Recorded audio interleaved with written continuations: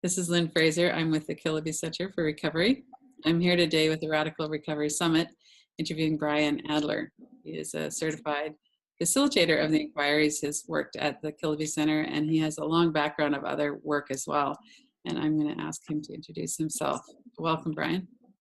Hi, Lynn. I guess a little over 25 years ago, I became interested in Buddhist meditation and wound up going to Naropa to finish my BA and do an MA. And what I was studying at Naropa was somatic psychology, which is essentially the field of psychology that is all about noticing how our thoughts and our patterns of thinking manifest in the body. And simultaneously, because I was at Naropa, which is a Buddhist-inspired college, I was studying Buddhism, and specifically emptiness teachings in Buddhism, which is very similar to the living inquiries on findability. And so I wound up noticing how ultimately they were different approaches to the same thing. So fast forward 20-something years, when I first came across Scott and his work, I was immediately drawn to it because it's so much an integration of exactly the Buddhist emptiness teachings and the practices of somatic psychology. So, and I've been doing, I worked at the center off and on for a couple years, and I've been a facilitator now for about 4 years. I also spent, I guess, almost 20 years now doing the work of Byron Katie, which is a really powerful practice, particularly when it's done with a somatic emphasis that not everyone does, but I think more and more, I think actually somatic awareness is making inroads in general in spiritual inquiry practices, which is a wonderful thing. So that's been a big, I guess, influence for me also. And, you know, it's a totally different approach than the living inquiries, but what's the same is they both create a space in which we can hold our stories rather than believe them, I guess. So. Yeah, that's an important difference. Yeah, I think that's the difference, is Right. holding our thoughts instead of believing them. Right. I was originally drawn to Scott's work because the two things I studied at Naropa were somatic psychology and Buddhist emptiness teachings. And when I saw he was integrating those, I was like, wow. I was actually like, well, why didn't I think of that? Yeah, exactly. So. Yeah, and for me, part of what drew me to him was I teach yoga and meditation, and he's so clear the way he works with thoughts, which I had never, I'd done inquiry before, but not like that. And so that was so helpful. And then this whole somatic side of it as well, and the energy in the body. And so it was a really natural pairing kind of for me as well. Yeah. I've had a number of clients who had food addiction, and I've learned through that process that I think it might be one of the hardest addictions to work, for the person who's suffering from it, to work with it. Yeah, well, and it's not an all or nothing. Yeah, exactly, because you can't just stop. Yeah. Yeah, I know. I've been really humbled and moved by watching some of the clients I've worked with. Work with it. Right. So my experience with that is that as the underlying trauma is healed, that it becomes easier to work with. I don't really think we can work with it unless, like when we're at that level of desperation, there isn't a lot of room there. Oh yeah. Like I mean, with the clients I've worked with, we would talk about the food, but what we actually worked with was, mostly their self concepts. Right. That were really strong. Yeah. Really, really strong. Yeah. A lot of shaming and A tremendous amount of self-aggression. Yeah. Yeah. Yeah. Yeah. It's really fascinating to see the common threads through different types of addiction too. Yeah. But I think everybody who's got an addiction's got some kind of trauma going on. Oh, for sure. Yeah. But I wouldn't be surprised if there's particularly a lot of self-aggression with food addiction. That's what I've seen. Yeah. What are your thoughts about why that is? I don't know why it would be with food addiction in particular, but I really don't think food. I mean, it's the trauma. There's just like so much anguish Mm-hmm. in like I think. I mean, it's all addiction is an addiction to thinking, um, and fixating on certain identities. But I think it seems like it's particularly pronounced with the food addiction clients I've worked with, Mm-hmm. that their thinking is just really aggressive and really solid and really relentless. So what seems to help? Well, I think it's a lot of why I started to focus on compassion as being like a really central theme in how I work, because using the inquiry with any sort of agenda to have an insight, even though the insight, were it to come, would be very relieving, it perpetuated this idea for the client, this identity that there was something they were missing, something they lacked that they needed, which wasn't helpful at all. So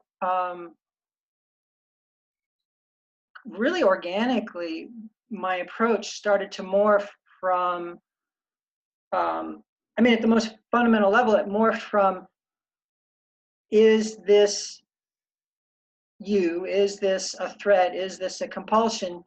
To, is there space for this to be as it is? Mm-hmm. And what I started finding is, in the same way that, yes, it's me is not a problem because it just tells you that there's more mining, there's more to look at. If Mm-hmm. there isn't space for something, then there's something else arising that is making it seem like there isn't space for it. Right. And that's the thing that's actually longing, even just like as if it were an actual person inside of us. It's an experience that's longing to be seen, to be recognized. And the thing that I found is, when they noticed that thing that was behind not getting recognized, compassion wasn't something they had to cultivate in order to meet it. Compassion was something that just sort of organically and spontaneously arose in the moment of recognizing it.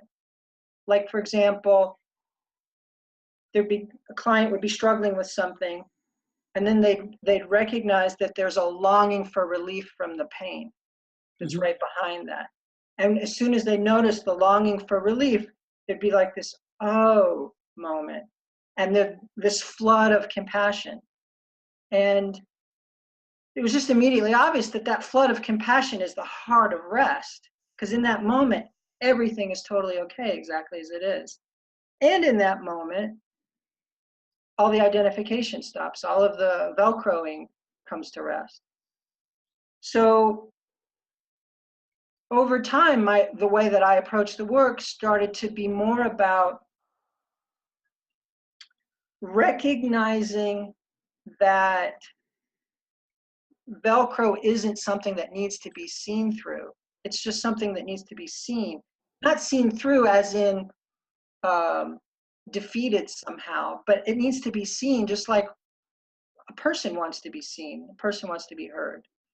And that the more that happened, it would all, rest would just naturally emerge. So, yeah, so in the groups that I lead, I really think this is why people appreciate them. I emphasize that it's not about changing any thought or feeling. It's not knowing something that we don't know. It's not having any experience we're not having. It's being interested in seeing and feeling and recognizing what's actually here, and discovering this authentic and genuine compassion for it. And then all of the insights that non-dual teachers talk about, they just come from that moment. Right. So what about safety?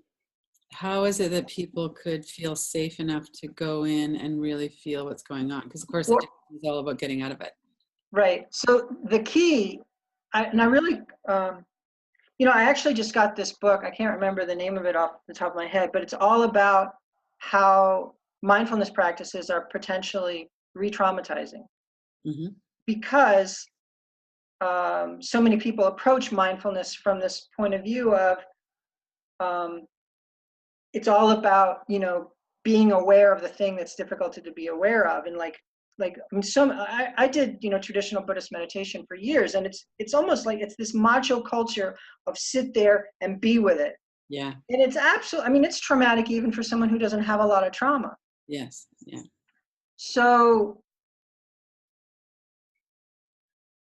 something that I always emphasize is that if it feels like enduring what's uncomfortable, it's not what we're talking about. That that it's the epitome of gentleness. And so in a moment, if we're feeling something that hurts to feel, this process isn't just feeling the hurt, it's honoring and listening to it and allowing for the part of us that doesn't want to feel it. Essentially feeling, making space for the sense of ourselves as wanting relief from the feeling or not wanting to feel the feeling. And I mean, I can't tell you how many clients I've had where I could see that what they were actually suffering in the moment was trying so hard to fix themselves. Right. And when they got just a little bit of space or permission, like I told, it's in therapy, there's this idea of resisting clients. And I just think that's a completely unhelpful paradigm to think that someone can be resistant. Yeah. Because the only thing that's ever happening is that somebody is having some experience that is calling out for being seen and being honored exactly as it is. Mm-hmm. So one of the key things that always helps people go deeper is making space for the part of them that doesn't want to go deeper, that doesn't feel ready. Like honoring, listening to the part of them that's saying no. In Right. fact, I often compare it um, in in um, in millennial um, culture. There's a lot of talk about consent these days, like in Mm-hmm. relationships. And the way that I think of this work is essentially having a healthy consent culture with our own experience, which absolutely has to start with honoring our no's. When we're honoring the part of us that's saying no, we're saying yes to that no. And Right. that's the way in.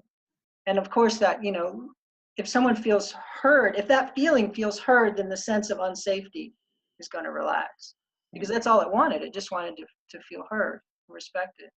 Mm-hmm. So So Gabor Mate has this process called compassionate inquiry.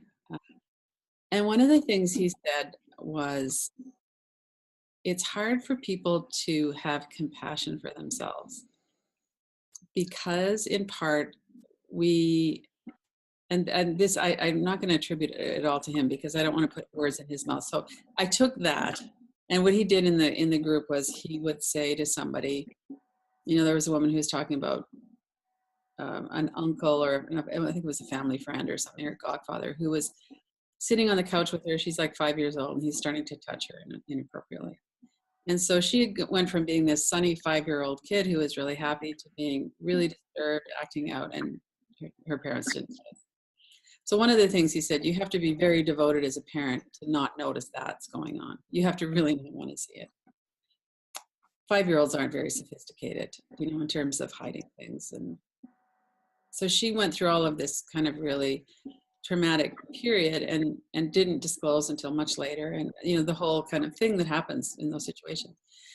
And one of the things he had her do is he said, so if your daughter was 5 years old and she was starting to display that kind of behavior, would you notice? And she's like, absolutely, I would notice. And he said, so if she was in that situation, what would you want to say to her? And so what he was doing there was, and he talked about it a little bit afterwards, he says, it's very hard for us to have compassion for ourselves. And it's much easier for us to have compassion for someone else. And I mean, that's well known, right? I mean, we all have seen that. And so as a practice, he would have, and I've done that quite a bit in, working with the people that I work with, is have them say, well, if that was your sister, or if that was someone you loved, or if that was your child, would you have compassion for them? And it's like, absolutely, I would have compassion for them. And and so this is the part that I'm kind of still working with, is there is something about, the core deficiency stories, the root of those is that we have an experience of disconnection with a parent, and it's in our best interest for survival to keep that connection with the parent. So we turn against ourselves instead of seeing it for what it really is. And so we develop, we have an experience of I'm not lovable, so we develop the belief that we're not lovable. And so my sense is that we can't have compassion for ourselves because we have this hope, or kind of a desperate hope, that if we could have just done something different, it wouldn't have happened to us. And it's a carryover from when we were children, that kind of, I can't have compassion for myself because I should have done something different. Right. What are your thoughts about that? Well, I see this, which I think is ultimately the same thing you're describing. I see this catch-22 where essentially what people are suffering is their drive for healing, in a sense, combined with a sense of futility about it. So like they have this identity as being broken, Mm-hmm. and they have this really intense longing for something positive to happen. And the more that they put, like the more that they're suffering, the more the whole thing solidifies, and the more the whole thing solidifies, that is their suffering. And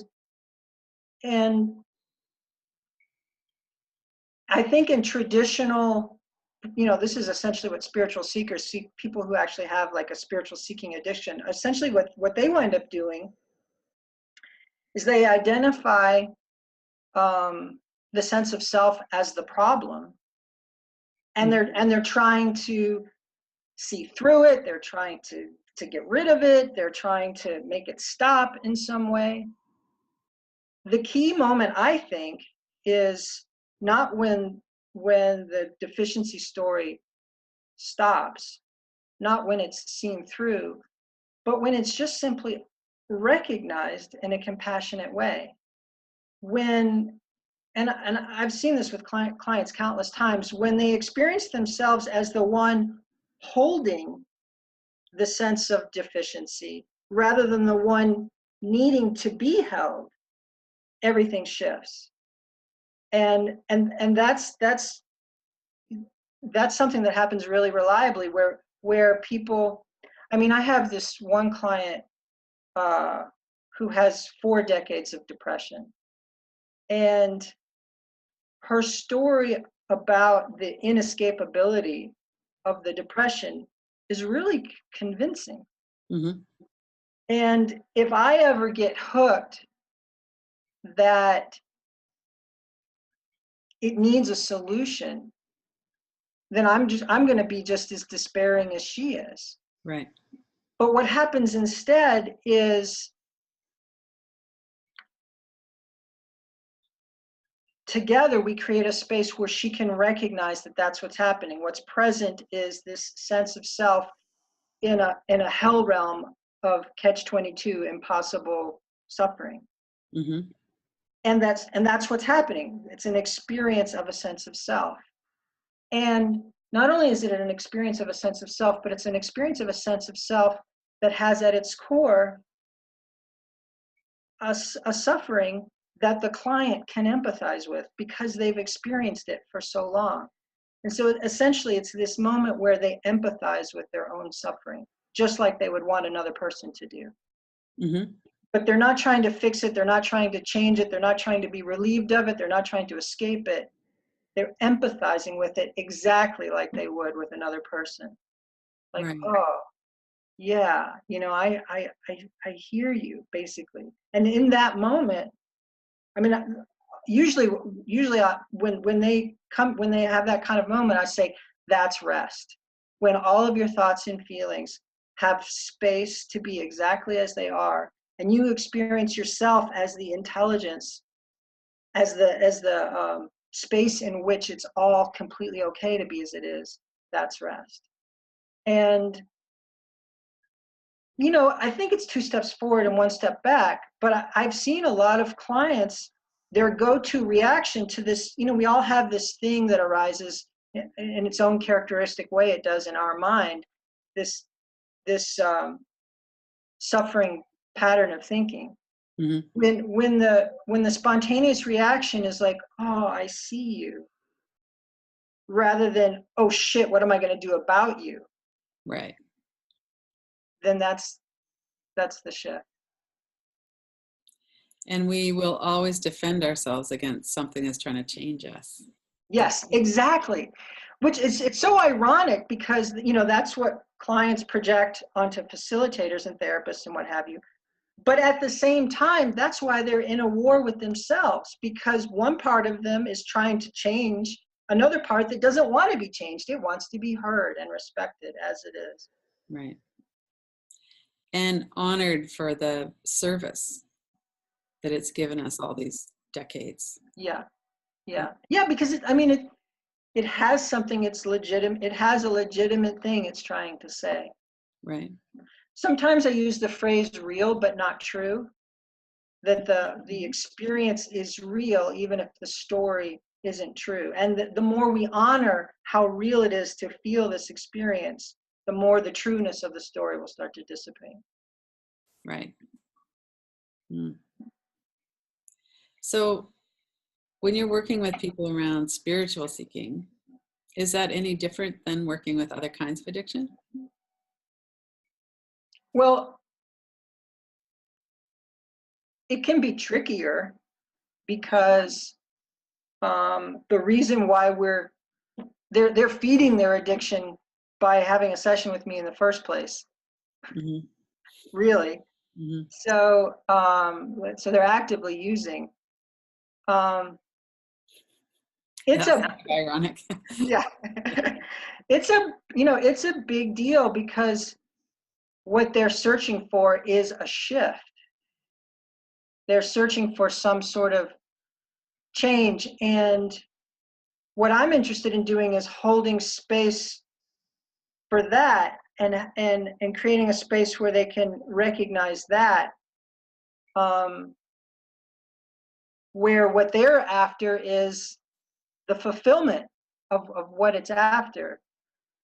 And yeah, I think there's there are a lot of beliefs embedded in there, beliefs that I used to have, Mm-hmm. that I don't want to step on toes. Like, if you believe there's something that you haven't experienced that you need to be experiencing, I don't want to tell you that's not true. But fundamentally, it is the same process. And typically what happens, and I think sometimes people see this and sometimes they don't. Typically what happens is when someone is compassionately holding a space for their identity as being unenlightened or whatever it is that there's, as someone who hasn't gotten it, Mm-hmm. to the degree they're holding space for that, they've woken up from that whole story that there's something like that needs to happen. But what I notice is a lot of times is then they go and they think, but I needed your help to do it, and Wow. and it's something that can come and go. It's a really embedded story, this idea that there's something that's either here or it's gone, and if it's gone, we have to try to get it back. Right.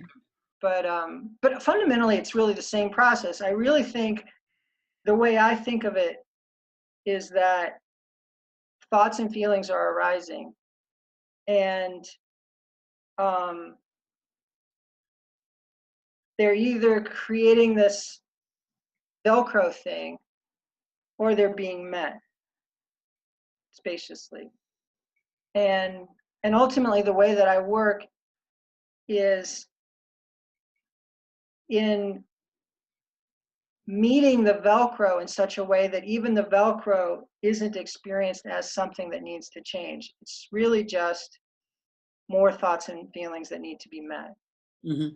So that even the sense, even the really, really, really vivid, I mean, I still experience this. I still experience, you know, I do, I mean, I work with my own mind in moments that I'm really, really triggered. There are moments where the sense of being someone with a problem is extremely vivid. Mm-hmm.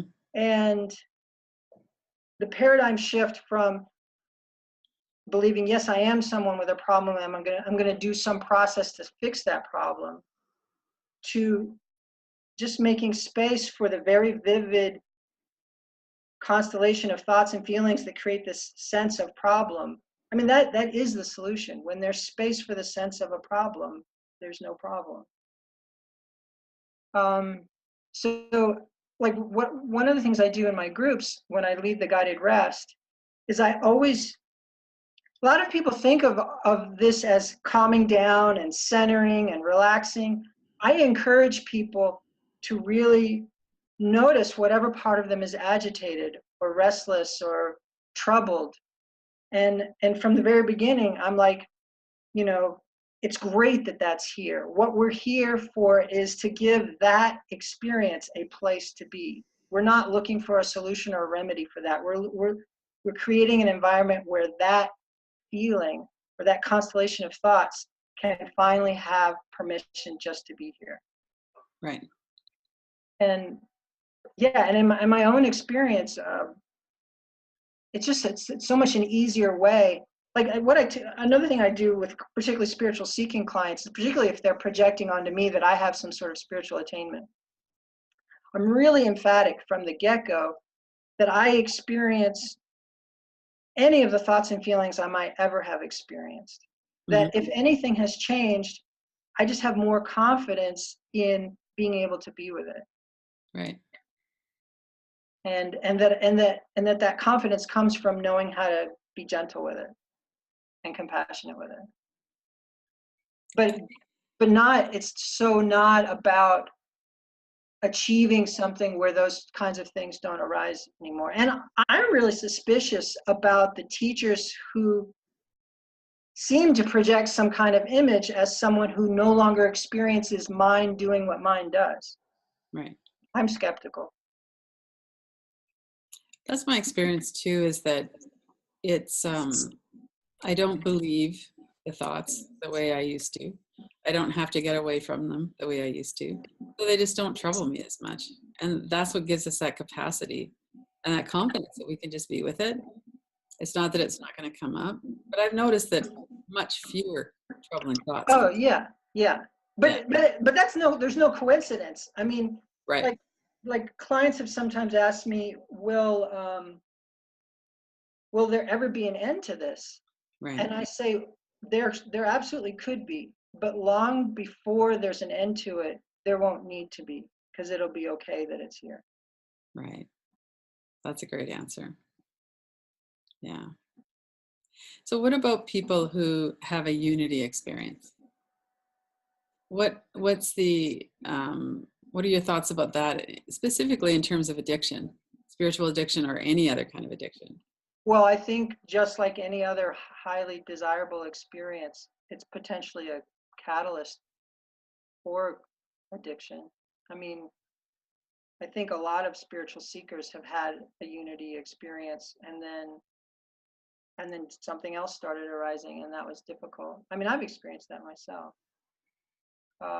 In fact, when I was in my early 20s, I had some really profound experiences that, on the one hand, it was great because it motivated me to keep my life orientation in this direction. But on the other hand, it resulted in a lot of suffering because there was really, after that, there was an identity of having had some sort of awakening that was lost. And it took a long time for me to recognize that the identity itself was what I was suffering. The identity of being someone who's had that awakening And lost it. and lost it. Yeah. So like the only thing I was suffering was the identity of being somebody with that experience. So yeah, I mean, really, anytime our spirituality is about preferencing some thoughts and feelings, or some, when I say thoughts and feelings, I really mean the entire gestalt of any time it's about preferencing some possible experience rather than another, there's going to be a struggle. Right.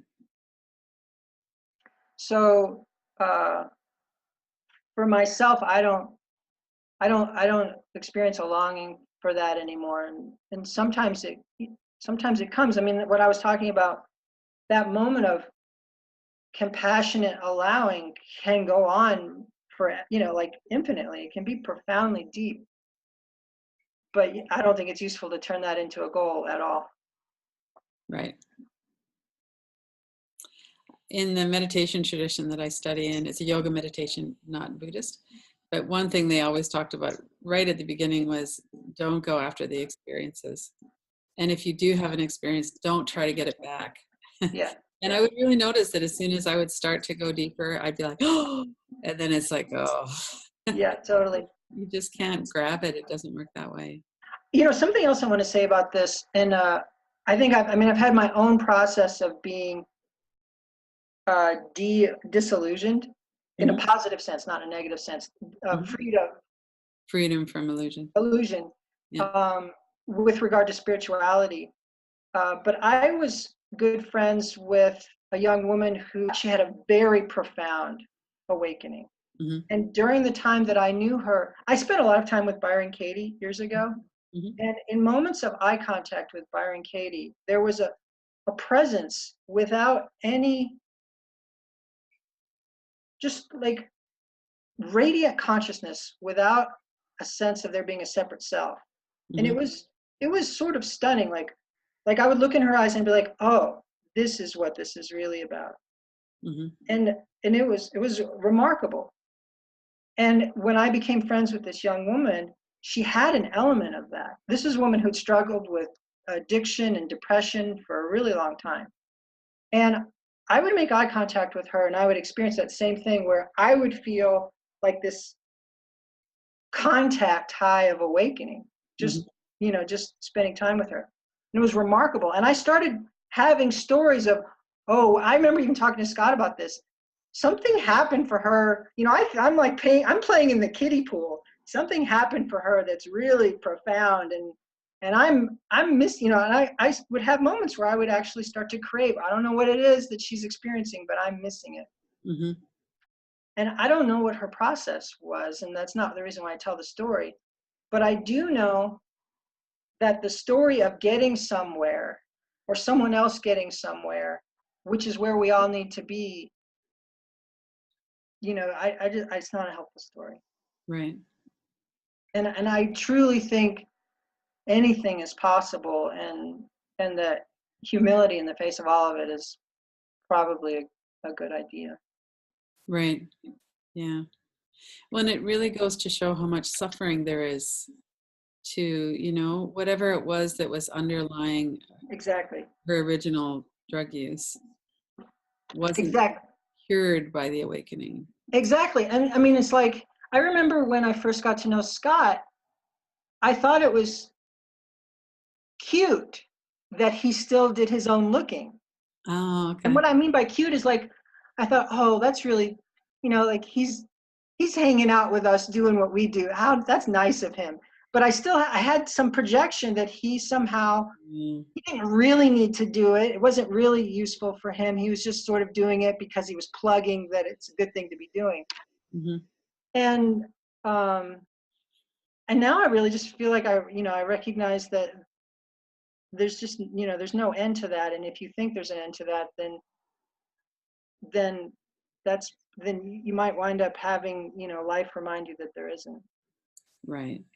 Right. Yeah, I love how practical Scott is. And he doesn't allow any kind of spiritual glomming on to him. He just doesn't, it's not part of the culture of being around him. Right. But more importantly, he He has does never stopped looking himself. exactly. Yeah. Yeah. Yeah. Which I think is not that common actually among people who are in the role of teacher. No. I think is why there's so many falls from grace, because they stop doing their own work. Right. Yeah. Well, and one version of enlightenment is being, you're just in that bliss state all the time. You're always in the unity experience. It's still an experience. Right. And I'm much more interested in how is it for you in your everyday life, and what is it that's coming up, and can you be with that, and can you be kind with yourself? Exactly. Yeah. And that Yeah. to me is way more important Yeah. than whether or not you've had that big blissful experience. Now, having said that, when there's a lot of space for the sense of self, for the sense of deficient self, when there's a lot of space for that, there is a really deep recognition that that's not who or what we are. There is a real shift that happens. Hmm. Um, so yeah, I think like speaking accurately, that relief from identification with suffering is possible, while simultaneously uh, describing it. I mean, I think it's like there's humility in actual relief from suffering, not some sort of sense of accomplishment. Right. Because the humility makes it possible for us to look directly at this core deficiency, and if we can look at it directly, we can be with it.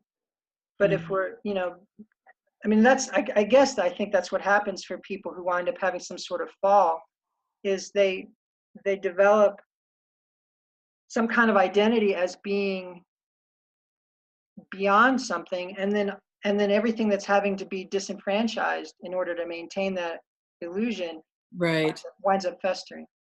Right. And then there's kind of an automatic turning away from our own work when that's going on. Exactly. Yeah. Right. I find there's a lot of shoulds inherent in spiritual seeking too. I should be able to manage this without eating, or I should be able to never have a jealous thought, or there's a lot of ideas that we have of Yeah. what it's like, or what it would be like to be spiritually awakened. Yeah. Well, that's just it. That's like, I mean, I've reached the point where even if I'm mistaken, I'm good with that. Like in terms of like this, it may not be that this is the ultimate practice, but it really works for me to, with kindness and compassion and gentleness, make room for whatever's actually appearing in my mind. And if that isn't, like sometimes people will uh, describe some sort of spiritual realization or state or something that seems like it might be beyond that. And more I'm fine with that, because it feels good just to know how to stand in the position of allowing my mind to be exactly as it is, rather than trying to find some solution or remedy. Well, and I think sometimes the experience of oneness or a unity experience can be kind of hopeful.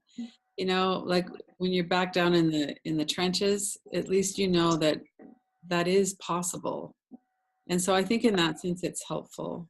Not in the sense of trying to get back to it, but just knowing that that actually is possible too. And then every time we do our own work, or when we're working with somebody, people have the direct experience of being able to be present with their own experience. And that builds confidence too. Yeah, yeah, So often it's like, there's no way that I can actually go into that. And we defend ourselves absolutely against whatever it is that's happening. And then we have a little experience of, for a couple minutes with Brian, it was okay. Or I actually went into that and I survived it. I had one of those when I first started doing the inquiries, and it was probably about 6 months in. I'd been working with Colette Kelso every week, so I knew her and I trusted her. And I had this big pain in my heart center that was like, call 911, you're gonna die. And I knew that it was not a heart attack, so I just stayed with it.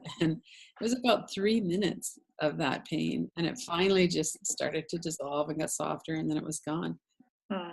And I thought, I've been avoiding that 3 minutes for 50 years, Wow. and like, wow. And I survived that 3 minutes. And that too is one of the experiences then that gives me that confidence Hmm. that I can actually, there's nothing I couldn't be present with. It might be painful or difficult, but I know I can be present with whatever is happening because I've had that experience so many times now. Right. And I really, so to me, that's what this work is. It's the intelligence that knows that we can be with our experience as it is. Right. And so, like, getting back to the conversation with spiritual seekers, I think to some degree the conversation is like just a reframing that we're not trying, this is not a process of replacing some state with some other state. It's the process of discovering we can be with what's here right now. Right. Yeah, that's wonderful. And another thing that I was just thinking of is whenever I see a client, even in a small way, have a moment of, like, so in a previous moment, some experience they were noticing wasn't okay. Hmm. And then all of a sudden it is okay. Hmm. Even if it's just incremental. Like maybe it's not like pearly gates have opened and their heart is awash in love, but Right. relatively speaking, there's more space. It's more okay. Yeah. It's less threatening just to feel it and just to be with it. Yeah. I usually like really like I what do you call it? I bookmark that and I say what we're doing is that it's that. So Yeah. however you can, and I really encourage people to own their own process of finding that, right? Like they don't have, because the way that I facilitate is different than how you would or how Scott does. I facilitate in a way that made sense to my brain. Right. And ultimately I think what we all have to do, starting as clients, is find the way, is transition from being facilitated by the other person to finding the way that our own natural intelligence discovers that capacity to be with experience as it is. Right. And so I really like, I guess the phrase I'm looking for is I say let's put a pin in that, because this is what we're here to do, Right. is just that. And it's, yeah, I mean, it's beautiful how Yeah. much can change just from that paradigm shift of how do I change this to, it's actually okay to be here. I think it's very helpful to point that out as well, to reflect back that this is actually where we're doing the real work is right now in this moment. That's very helpful for people to know. Because oftentimes people have these ideas about it should be the heart awash with love. Exactly. Yeah. Yeah. Like what the other day in group, she shared this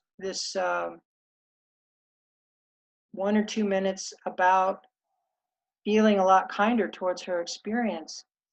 And I was just like, as emphatic as I knew how to be. I was like, that's it. Mhm. That's not like just good enough or something. That's it. That's really it. Yes. And there was relief, there was relief. And Hmm. like it's just, I could see there was something that she had been really longing for, and just that this'll do, this Yeah. this will Yeah. do. You are working so much deeper than people who are just looking through identities because you're actually changing your relationship inside of yourself. Yeah, yeah. And you're becoming able to actually be present with compassion and acceptance. Yeah. So yeah, I mean that's like, and I don't know how it happened exactly. It almost feels like there's I guess is the word zeitgeist. There's like a zeitgeist in the living inquiries community. Like it seems like a lot of us as facilitators, and Scott, everyone has shifted in the last 4 or 5 years where that's much more the emphasis and the space that we're holding for this work. And I don't think it was like any sort of organized plan particularly. Right. It just sort of happened. And I love, I can't even begin to emphasize how much I love that that is what we've become and what we're doing. Yes. Yeah, me too. Yeah. And I think that's a result of the work, of doing our Right. own work. And I know that probably in most traditions, people emphasize that, but in the living inquiries, it's really emphasized that if you're facilitating, you need to also be doing your own work. Yeah. And partly that's inspired by Scott, who is still doing his work and who shares about that and will say, this is what I'm working with right now. And I'm always impressed by how deep it goes. And he'll say he said a few years ago, he says, every morning I wake up and I just lay in bed for an hour and inquire into the energy in my gut. And I'm like, wow, that's impressive, that he's Yeah. still interested and he's still working with the nuances of that, and things are still coming up. And Oh yeah. yeah. Yeah. Like I said, I'm sort of skeptical of anyone who describes themselves as someone who doesn't experience mind embodying doing what they do. Mm-hmm. Most of what I do is work with clients who are either suffering from depression or anxiety or addiction. And you do most of your work online? I do 90% of it online. Mm-hmm. Yeah, which is great. Yeah. And how can people get a hold of you? We'll put your website address up here, but what's your email address? BrianEAdler@gmail.com. It's 919-442-8790. Okay. And you're in North Carolina? I'm outside of Asheville, yeah, which Okay. is a great place to be doing this kind of work. Right. It's a good community there. It is, yeah. Okay. Oh, that's great. Well, thank you so much, Brian. I It's really enjoyed a it. real pleasure. Yeah. It's lovely Yeah. to talk about the living inquiries and to talk about, the depth that we can go to, and, Yeah. to bring in trauma and presence and addiction, all of the different ways that works. And yet to come back to that same basic practice of allowing it to be as it is. I think that when there's no limit on how profound it can be, but also how ordinary it Mm, is simultaneously, that's the sweet spot. right. It's tremendously profound, and it's also, it's just being here with this. Mm-hmm. Well, thank you. Thank you. I really enjoyed it. Go to KillabCenter.com, Radical Recovery Summit, for access to the interviews. You can watch them free online for 48 hours after they air, or you could purchase an all-access pass. KillabCenter.com.